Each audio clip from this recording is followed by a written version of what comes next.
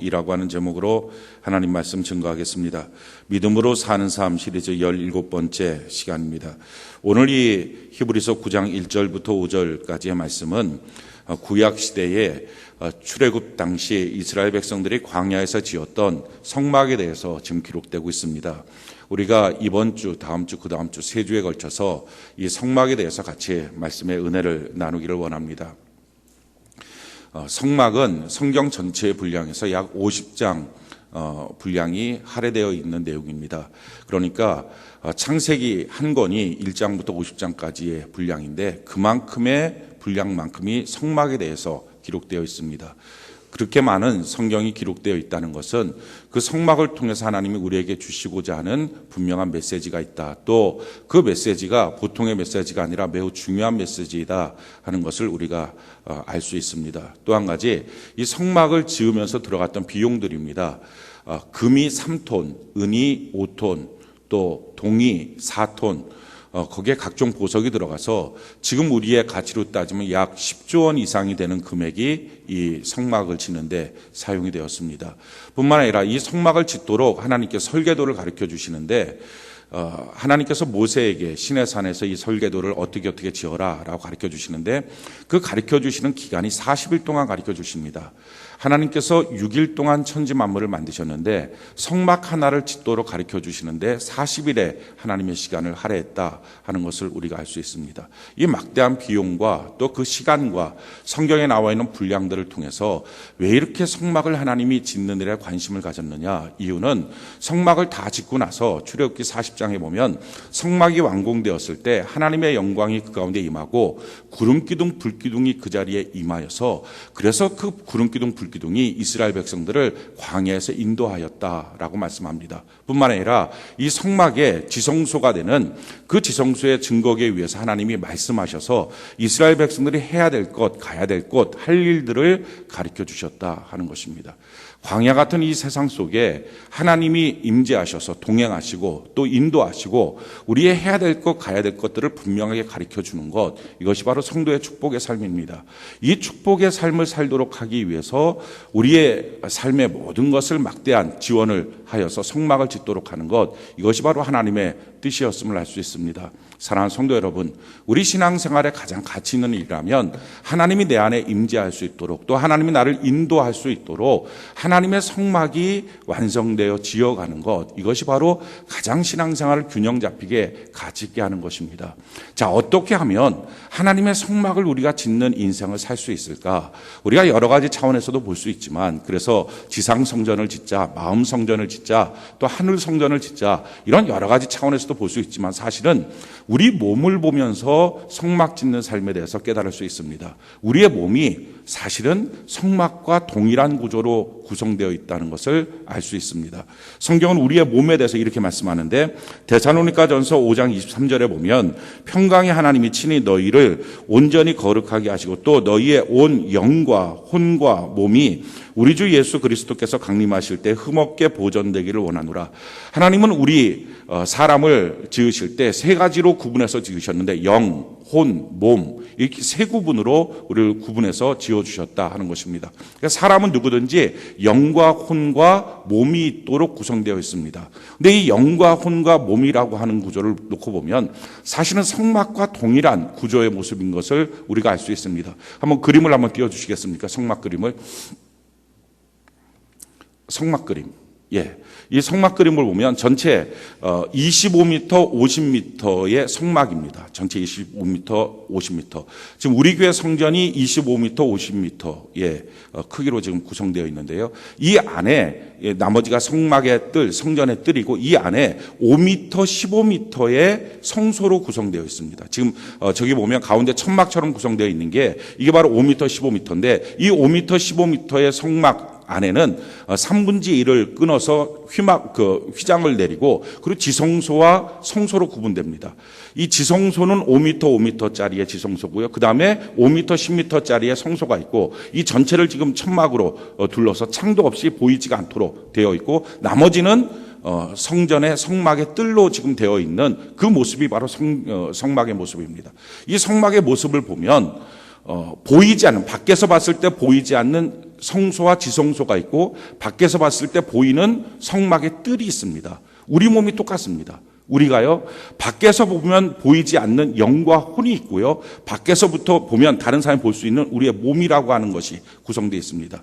이 영이라고 하는 말은, 그림을 이제 내려주세요. 영이라고 하는 것은 우리가 알기 쉬운 말로 바꾸면 마음이라고 말할 수 있습니다. 마음. 그리고 혼이라고 하는 것은 생각, 이렇게 바꿀 수 있습니다. 그러니까 마음이랑 생각은 다른 사람들이 알 수 없습니다. 그 사람이 어떤 마음을 갖고 있는지, 어떤 생각을 갖고 있는지 알 수가 없습니다. 성막도 마찬가지로 밖에서 보면 성소와 지성소는 어떻게 생겼는지 그 안이 보이지 않습니다. 근데 성막의 뜰이 보이는 것처럼 우리의 몸도 이렇게 다른 사람들이 저 몸이 이렇구나, 이렇게 생겼구나, 이렇게 볼 수 있는 것입니다. 그래서 모든 사람들은 다 성막처럼 지어진 존재입니다. 근데 문제는 이 성막으로서 온전히 하나님의 임재가 있으려면 성막이 성막다워야 되는데, 그러려면 그 성막 안에 하나님의 성물이 제 위치에 놓여 있어야 합니다. 우리가 성막 짓는 삶, 성전 짓는 삶, 하나님의 임재가 있고 하나님의 인도하심이 있고 하나님이 우리 가운데 말씀하여 주시고 기도하면 응답하여 주시는 이 삶을 살기 위해서는 누구든지 성막처럼 지금 지어져 있는데, 그 성막 안에 있는 성물들이 제 위치에 있는 것처럼 우리 안에 마땅히 신앙생활에 구비돼야 될 것들이 있어야 된다 하는 것입니다. 이게 성전 짓는 삶의 모습입니다.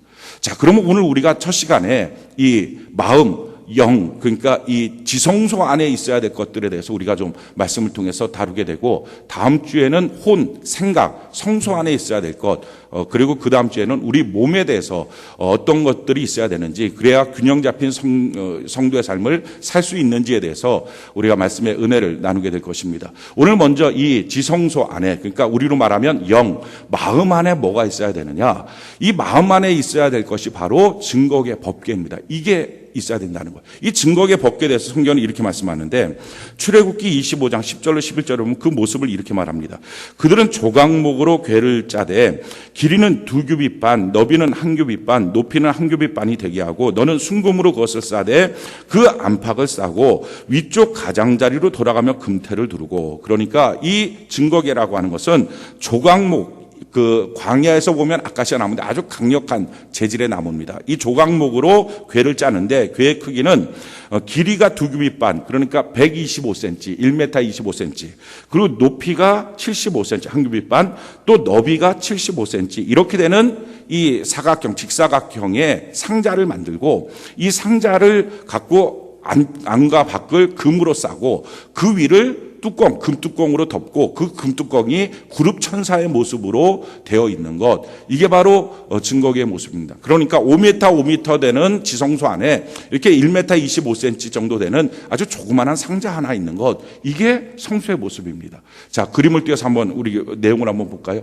자, 이렇게 생긴 모습이 지금 증거궤의 모습이고요. 그리고 그 증거궤 안에 있는 내용들을 한번 보일까요? 보면 십계명 돌판이 있고, 또 아론의 쌍난 지팡이가 있고, 또 만나를 담은 금항아리 있는 것, 이게 바로 증거궤의 모습이 됩니다.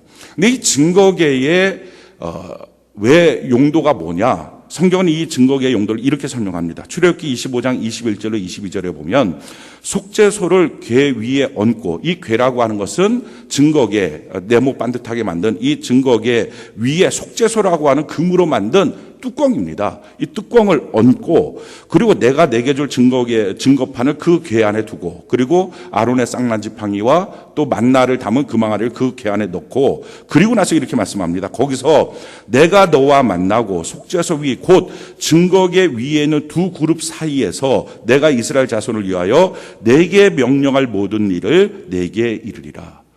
그러니까 이 증거궤의 역할은 뭐냐면은 하나님이 거기에 앉으셔서 이스라엘 백성들을 만나시겠다라고 하는 장소. 그래서 이걸 시은자, 은혜를 베푸시는 공간이라고 하는 뜻으로 시은자라고 합니다. 다른 말로 말하면 여호와 하나님의 보좌예요. 주님의 보좌.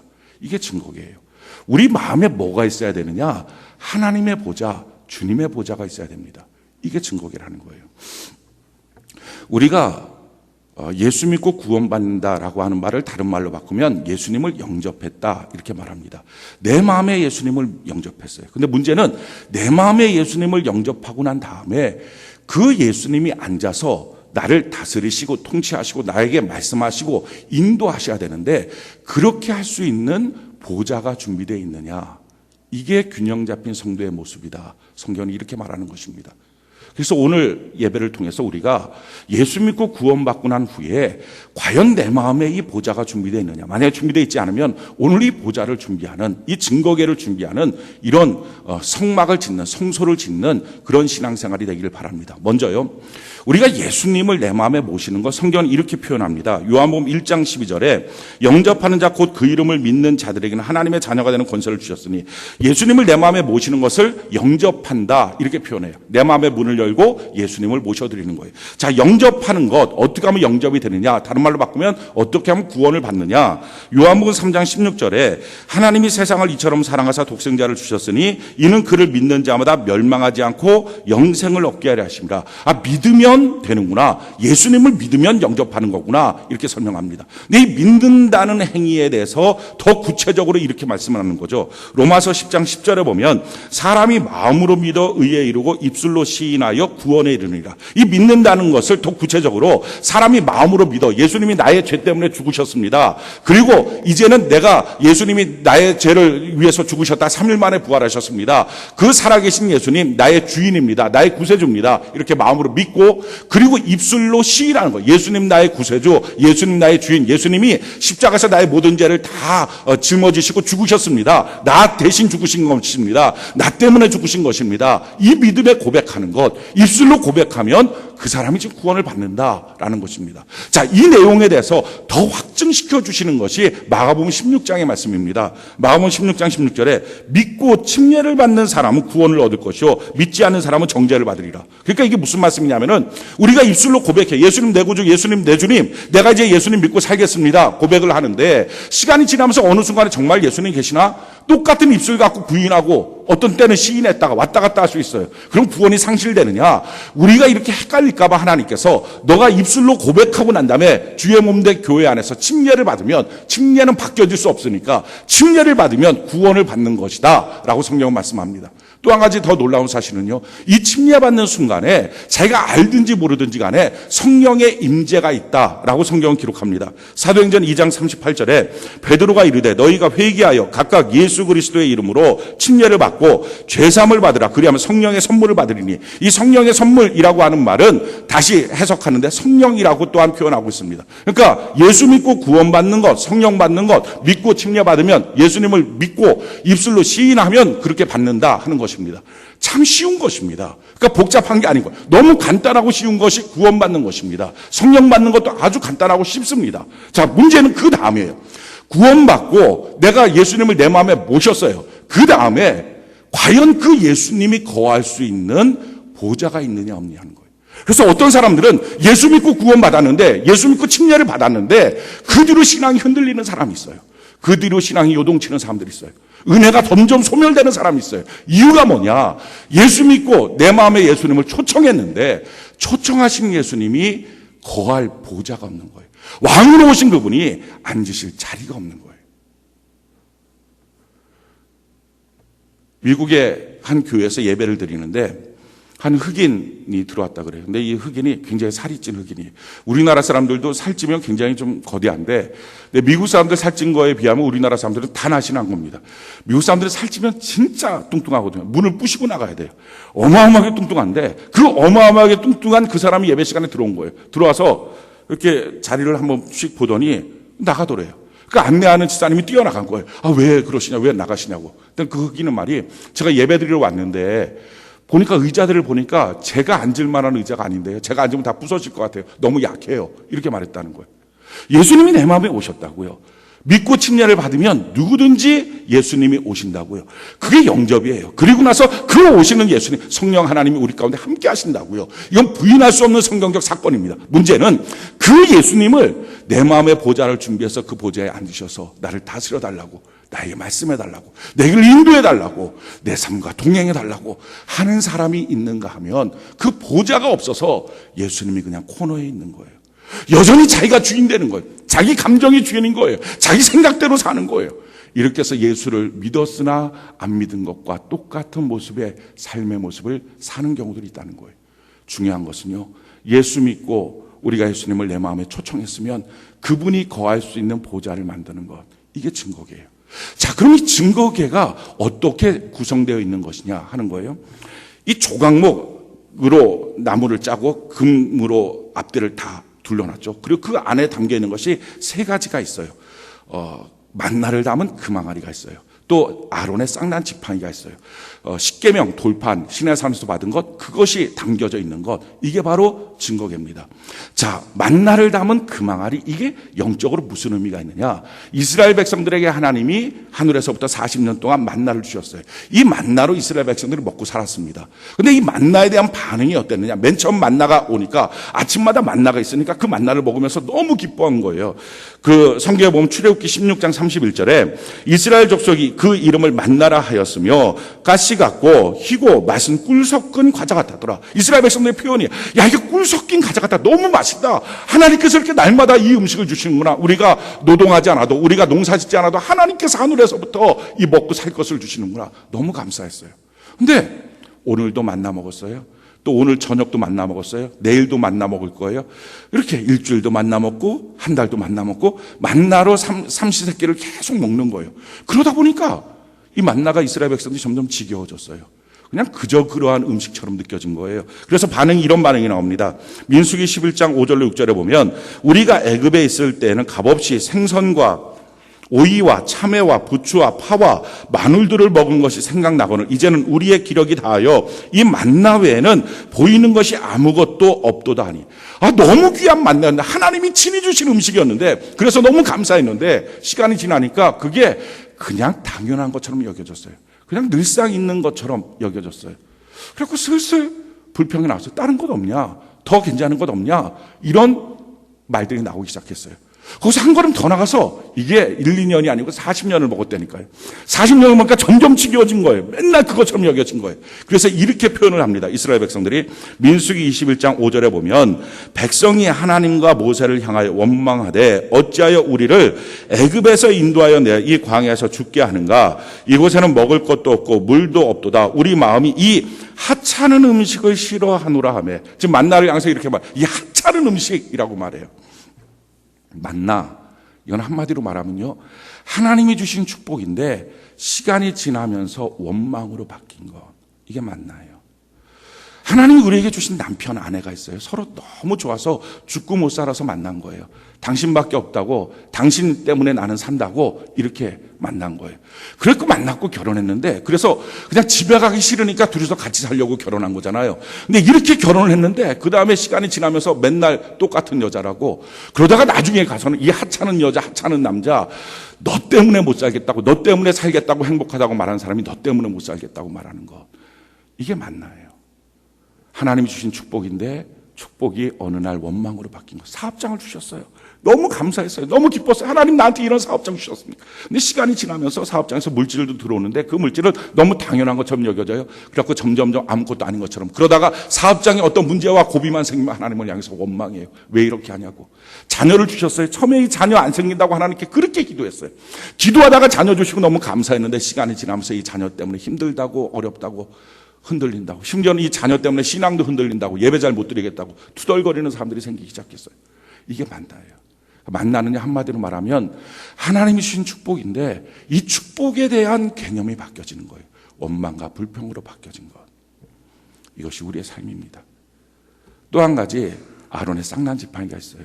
그게 거기에 들어가 있는 거예요. 이 아론의 쌍난 지팡이는 왜 있냐면은 민수기 16장 1절로 2절에 보면 레위 증손의 고앗 자손들과 또 다른 사람들이, 고라의 자손들이 반란을 일으켜요. 레위의 증손 고앗의 손자 아스알의 아들 고라와 르우벤 자손 엘리압의 아들 다단과 아비람과 벨렛의 아들 온이 당을 짓고 이스라엘 자손 총회에서 택함을 받은 자 곧 회중 가운데서 이름 있는 지휘관 250명과 함께 일어나서 모세를 거스리니까, 그러니까 모세를 향하여 반란을 일으켰어요. 그러면서 하는 말이, 왜 당신만 특별하다 그러느냐? 야, 우리 다 같이 하나님의 은혜 받았는데 뭐가 당신만이 꼭 하나님의 말씀을 우리에게 대언해 주는 자처럼 그렇게 행동하느냐 하고 반란을 일으켰어요. 그러니까 권위에 대해서 순종하지 않은 거죠. 그게 권위에 대해서 순종하지 않으니까 하나님이 하신 처방전이 뭐냐면, 그러면 각 지파마다 지팡이 하나씩 만들어 갖고 와라. 지팡이는요, 나무에서 잘라서 쫙 갈아 갖고 이렇게 만들어 오지 않습니까? 거기다가 자기 지파 이름을 써라 하고서 쭉 하루 동안 성막에다가 그 지팡이를 놨어요.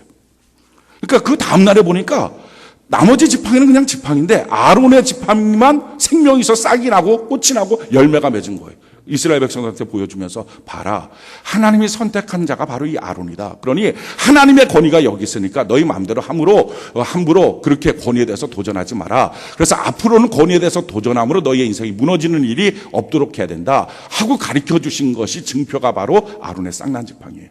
이 아론의 쌍난 지팡이라는 말은 한마디로 말하면 권위에 대해서 도전하면서 자기 고집대로 살았던 거, 이게 우리의 삶이에요. 하나님이 세운 부모의 권위에 도전하고 자기 고집대로 살고, 교회 안의 영적인 권위, 목사님의 권위에 도전해서 자기 고집대로 살고, 셀 안에서 셀장의 권위에 도전해서 자기의 고집대로 살고, 이렇게 자기 고집대로 인생 살면서 결국 꼬부라진 모습처럼 인생 사는 것, 이게 우리의 모습입니다. 또 한 가지 있었던 게 십계명 돌판이에요. 이 십계명 돌판에는요 10가지 계명이 있죠. 하나님만 섬겨라, 우상 숭배하지 마라, 또 하나님의 이름을 거룩하게 해라, 또 주일날 주일 온전히 주일 성수해라, 부모 순종해라, 살인하지 마라, 간음하지 마라, 도적질하지 말라, 거짓말하지 말라, 탐심 갖지 마라, 욕심 부리지 마라. 이게 하나님의 10가지 계명인데 우리 이 계명 수없이 어기면서 살았어요. 그러니까 쉽게 말하면 그 증거계 안에 있는 3가지 성물은 우리가 범죄한 죄악의 목록들입니다. 하나님이 주신 축복에 원망불평했던 내 삶, 또 주신 권위에 대해서 고집부리며 도전했던 내 삶의 모습, 어그러진 내 모습, 또 하나님의 말씀 앞에 내가 불순종하고 살았던 내 모습, 이게 우리가 살았던 죄악입니다. 근데 이 죄악에 대해서 하나님이 어떻게 합니까? 이거를 그냥 나뒹굴어지게 해놓지 말고 아무데나 그냥 있게 하지 말고 이것을 조각목 안에다가 다 집어넣고 앞뒤로 금을 두르고 그 위에 금 뚜껑을 완전히 덮어놓고, 그래서 하나님의 명령은 이 뚜껑 다시 열지 말라. 베세메스로 암소가 이 법궤를 짊어지고 끌고서 올라갔더니 베세메스에 있는 사람들이 그게 궁금해서 그걸 열어봅니다. 열어보는 순간에 거기 있는 사람들, 마을에 있는 사람들 다 죽어버려요. 하나님의 계명이에요. 이거 절대로 열지 말라. 그렇게 하고 난 다음에 거기다가 어린 양의 보배 피를 뿌려놔요. 그러고 나서 하나님이 그 자리에 앉아서 우리에게 말씀하시겠다는 거예요. 이건 한마디로 무슨 말씀입니까? 우리가 너무 많은 죄가 있어요. 지나간 인생 가운데 불순종했던 죄, 고집 부렸던 죄, 하나님 앞에 원망불평했던 수많은 죄들, 하나님 앞에 고개를 들 수 없을 만큼 이런 죄들이 너무 많아요. 그런데 이 모든 죄들에 대해서 낱낱이 하나님이 기억하시고 그때마다 지적하시고, 넌 이런 문제 저런 문제 있잖아, 너가 무슨 목사야, 너가 무슨 장로야, 너가 무슨 권사야, 하나님 이렇게 말씀하지 않고 이 모든 것을 모아서 아예 조각목 안에 넣고 뚜껑을 확 덮어놓고 밖에는 금으로 딱 둘러서, 속모습은 죄악투성이지만 겉은 정금같이 가치 있게 만들어주시. 할렐루야. 거기에다가 속죄소로 딱 덮어갖고 다시는 열지 못하는 금뚜껑 만들어 놓고 그 위에 어린 양 피 뿌려놓은 것처럼 예수 보혈 뿌려놓고, 내 눈에는 예수 보혈밖에 안 보인다, 너의 죄는 보이지 않는다, 이렇게 덮어버린 것, 그게 바로 내 마음의 보좌입니다. 내 마음의 보좌는요, 한마디로 말하면은 정죄받지 않은 믿음이에요. 사랑하는 성도 여러분, 오늘날 너무 많은 사람들이 영적 자존감이 너무 무너져 있어요. 끊임없이 자기를 정죄해요. 이렇게 하면 정죄하고 저렇게 하면 정죄하고, 나는 쓸모없는 것 같아, 나는 죄인인 것 같아, 나는 이러니까 하나님이 버리는 것 같아, 나는 어쩔 수 없는 것 같아. 심지어는 예배 시간에 돌아와서도요, 예배 시간에 조금만 졸면 졸았다고 나는 예배 실패했다 그러고, 산만하면 조금 산만해도 나는 예배 실패했다 그러고, 조금만 늦어도 실패했다 그러고. 그러니까 우리 스스로가 자꾸 뭔가 신앙생활을 실패했다고 여기고, 그 실패한 죄악들이, 목록들이 그대로 있다고 나열해놓고 내 마음에 그냥 널브러져 있는 거예요. 널브러져 있는 그것을 모아서 다 안에다 집어넣고 뚜껑 덮고 하나님 안 보시겠다고 성경은 우리에게 이렇게 말씀하죠. 시편 103편 12절에 보니까 동이 서에서 먼 것 같이 우리의 죄가를 우리에게서 멀리 옮기셨습니다. 할렐루야. 동과 서가 너무 먼 것처럼, 끝까지 서인 것처럼 우리는 찾아도 우리의 죄를 찾을 수 없도록 예수님께서 십자가에서 우리의 죄를 모두 다 담당하여 주셨습니다. 다 이루셨다고 말씀하셨다고요. 우리의 죄를 사라지게 만들어 버리셨다고요. 그러면서 또 한 가지 이렇게 말씀하세요. 미가서 7장 19절에 다시 우리를 불쌍히 여기셔서 우리의 죄악을 발로 밟으시며, 얼마나 감사한지 몰라요. 우리의 죄악을 예수님이 대신 발로 밟아버리시고 그 다음에 우리 모두의 죄를 깊은 바다에 던져버리셔서 다시 찾지 못하도록 하나님이 만들어 주셨다는 것입니다. 그래서 정죄받지 않는 이 믿음, 하나님도 우리를 정죄하지 않아요. 너 죄인이라고 말하지 않아요. 도리어 나를 향해서 금으로 둘러싼 믿음처럼 만들어주시고 예수의 피를 뿌려놔서 너는 예수 그리스도를 믿는 의인이야. 할렐루야. 하나님이 우리를 이렇게 인정하여 주시는 것입니다. 그렇기 때문에 나도 나를 정죄하지 않고요, 누구도 다른 사람을 정죄하지 않는 것, 이 정죄받지 않는 이 믿음, 이게 우리 주님이 앉아서 거하시는 보좌예요. 성경이 이렇게 말합니다. 히브리서 9장 12절로 15절에 염소와 송아지의 피로 하지 아니하고 오직 자기의 피로 영원한 속죄를 이루사 단번에 성소에 들어가셨느니라. 염소와 황소의 피와 및 암송아지의 죄를 부정한 자에게 뿌려 그 육체를 정결하게 하여 거룩하게 하거든 하물며 영원하신 성령으로 말미암아 흠없는 자기를 하나님께 드린 그리스도의 피가 어찌 너희 양심을 죽은 행실에서 깨끗하게 하고 살아계신 하나님을 섬기게 하지 못하겠느냐. 예수의 피가 우리 안에 뿌려졌는데 어찌 하나님을 섬기게 하지 못하겠느냐. 성경은 말합니다. 이로 말미암아 그는 새 언약의 중보자시니 이는 첫 언약 때 범한 죄에서 속량하려고 죽으사 부르심을 입은 자로 하여금 영원한 기업의 약속을 얻게 하였습니다. 우리 예수님께서 우리를 대신하여 죽으시고 우리의 죄를 다 담당하시고 십자가에서 다 이루었다 선포하시고 말씀하셨어요. 그럼에도 불구하고요, 우리는 우리의 죄를 여전히 기억하고 우리의 죄를 생각하고 나는 이런 문제가 있겠다, 나는 이런 문제가 있다고 그 문제 가운데 있으니까요, 하나님께 나가서 기도해도요 응답하실 하나님에 대해서 처음부터 신뢰를 안 해요. 나 같은 자 기도한다고 응답하실까? 나 같은 자 예배 드린다고 하나님이 받으실까? 이 마음이 항상 있는 거예요. 그래서 어쩌다가 하나님께 기도할 때 사업장이 무너져서, 가정이 무너져서, 자녀 때문에 하나님께 기도할 때 하나님 한 번만 도와주세요, 한 번만 도와주세요, 나 같은 거 볼 것 없지만 한 번만 도와주세요. 여러분 이런 소리 어디서 많이 들어본 것 같지 않습니까? 거지 구걸하는 거잖아요. 한 푼 줍소, 한 푼 줍소. 나 같은 거 볼 것 없지만 불쌍하니까 한 푼 줍소. 사랑하는 성도 여러분, 우리 하나님 앞에 우리는요 거지가 아니에요. 우리는 하나님의 자녀인 줄로 믿습니다. 그렇기 때문에 거지 같은 마음으로 하나님께 기도하는 게 아니라, 구하는 게 아니라, 예배드리는 게 아니라 우리가 하나님 예수 그리스도의 피로 말미암아 깨끗함을 받았어요. 정죄함 받지 않아요. 이제는 예수님도 우리를 정죄하지 않으세요. 죄를 우리를 위해 보지 않으세요. 우리를 다 씻어버려 주셨어요. 깨끗해진 거예요. 아멘이십니까? 그러니까 그 마음을 갖고 하나님께 나가는 거예요. 하나님, 내가 하나님의 자녀입니다. 하나님의 자녀다운 은혜와 복으로 나를 채워 주시옵소서. 우리가요 조금만 해도 실패했다 그러고 조금만 해도 뭐 했다 그러고 예배 시간 하나만 봐도 뭐 조금 안 들리면 실패했다 그러고 산만하면 실패했다 그러고 실패 성공의 모든 갈림길이 자기 안에 있는 거예요. 자기가 너무 큰 거예요. 자기가 100이에요. 자기는 0이 되고 예수님이 100이 돼야 되는데 자기가 너무 큰 거예요. 자기가 뭔가 감동이 있으면, 감정이 있으면 성공한 것 같고 자기에게 감정이 없으면 실패한 것 같고, 내 감정 아무리 좋아도 0이고요, 내 감정 아무리 나빠도 0이에요. 나는 상관없어요. 이 예배 가운데 나에게 피를 뿌려주시는 예수님이 계시기에 성공인 거예요. 우리 인생의 죄를 용서하신 예수님의 십자가가 있기에 성공인 거예요. 그 예수님을 붙드는 거예요. 그런데 여전히 자기 자신을 붙드니까요, 이게 대단한 것처럼 여겨지지만 자기 자신을 붙드니까 신앙생활 하면서 자기 마음이 항상 불안해요. 법궤가 없어요. 증거궤가 없어요. 주님의 보좌가 없어요. 정죄하지 않는 것. 사랑하는 성도 여러분, 우리가 우리 자신을 정죄하지 않는 은혜가 있기를 바랍니다. 우리 예수님도 나의 죄를 놓고서 용서하셨다고 이제 내가 너를 다 정죄하지 않겠다 말씀하셨는데 왜 자기가 자기 자신을 향하여 정죄합니까? 예수님이 정죄하신 형제를 정죄하지 않고 다 용서하신 그 형제를 우리가 뭐라고 그를 향해서 판단하면서 저 사람이 이렇다 함부로 말을 합니까? 정죄하지 않는 것, 남도 정죄하지 않고 자기 자신도 정죄하지 않고 정죄하지 않는 상태에 있는 것, 이것이 바로 내 마음에 있는 주님의 보좌예요. 성경은 이것을 이렇게 설명하고 있습니다.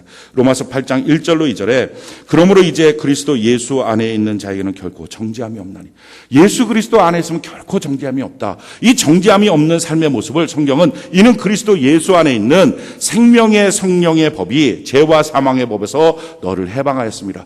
우리 예수님이 우리를 죄와 사망의 법에서 해방시켜서 생명의 성령의 법 아래 살도록 만들어 주신 줄로 믿습니다. 이 말씀을 좀 더 해석하면 해석하면 로마서 5장 17절에 한 사람의 범죄로 말미암아 사망이 그 한 사람을 통하여 왕노릇하였은즉 더욱 은혜와 의의 선물을 넘치게 받은 자들은 한 분 예수 그리스도를 통하여 생명 안에서 왕노릇하리로다. 우리는 이제 예수 그리스도 안에서 생명 안에서 왕노릇하는 자로 우리를 바꾸어 주신 줄로 믿습니다. 그러기에 이 믿음 그대로 갖고요, 우리는 정죄받지 않는 믿음이 있으니까, 우리의 죄를 다 용서해 주셨으니까, 십자가에서 다 이루어 주셨으니까 이제는 하나님, 내가 하나님을 믿습니다. 무엇을 믿어요? 내 삶 속에 복을 주실 하나님을 믿습니다. 의의 선물을 주실 하나님을 믿습니다. 은혜 베푸실 하나님을 믿습니다. 오늘 나의 예배를 받으실 하나님을 믿습니다. 내 인생 길을 인도하실 하나님을 믿습니다. 이 믿음을 갖고 하나님께 나가는 거, 그러면 우리 주님이 임재하셔서, 그래, 내가 여기서 너와 말하겠다, 내가 여기서 너와 대화하겠다, 하나님이 이렇게 말씀하신다고요. 성경은 이와 같이 말씀합니다. 로마서 8장 31절로 34절에 그런즉 이 일에 대하여 우리가 무슨 말 하리요? 만일 하나님이 우리를 위하시면 누가 우리를 대적하리요? 자기 아들을 아끼지 아니하시고 우리 모든 사람을 위하여 내주시니가 어찌 그 아들과 함께 모든 것을 우리에게 주시지 아니하겠느냐? 누가 능히 하나님께서 택하신 자들을 고발하리요? 의롭다 하신 이는 하나님이시니 누가 정죄하리요? 죽으실 뿐 아니라 다시 살아나신 이는 그리스도 예수시니 그는 하나님 우편에 계신 자요 우리를 위하여 간구하시는 자니라. 우리를 위하여 아들을 주신 하나님이 아들과 함께 나머지 내 삶에 필요한 모든 것들을 선물로 주지 않겠느냐? 우리의 삶에 그러기 때문에 생명 안에서 우리는 왕노릇하는 축복의 존재로 살게 되는 줄로 믿습니다. 그러기에 모든 것을 바라보는 시각이 믿음의 눈, 영의 눈으로 바라보는 거예요. 이 법계 증거계가 있는 시각으로 보는 거예요. 그래서 하나님이 나와 함께 하시고, 난 정죄받지 않는다, 나는 실패하지 않는다, 나는 지옥 가는 인생, 버림받는 인생이 아니다, 하나님이 나와 함께 하신다. 그리고 이렇게 함께 하신 하나님은 나를 축복의 인생길로 인도하여 주신다. 그래서 우리의 시각을 바라볼 때 영의 시각, 생명과 평안으로 모든 사건을 바라보는 거예요. 믿음으로 바라보는 거예요. 그리고 그 마음을 갖고 하나님께 기도하는 거예요. 하나님, 지금 이런 문제 있는데요, 사람들은 이 문제 때문에 큰일 났다고 말합니다. 그러나 하나님, 저는 이것이 큰일 난 일이 아니라 하나님께서 생명과 평안을 주실 기적의 사건인 줄 믿습니다. 하나님 가르쳐 주시고 말씀하여 주시옵소서. 할 때 하나님이 그 보좌 위에서 우리에게 말씀하시고 인도하시고 어떻게 하면 되는지를 정확하게 가르쳐 주신다는 거예요. 사랑하는 성도 여러분, 한 걸작품이 있어요. 기가 막힌 걸작품인데 사람들이 이걸 잘 가치를 모르는 거예요. 이게 별로 필요가 없다고 생각한 사람이 이걸 쓰레기통에 버렸어요. 쓰레기통에 막 온갖 오물이 다 묻었어요.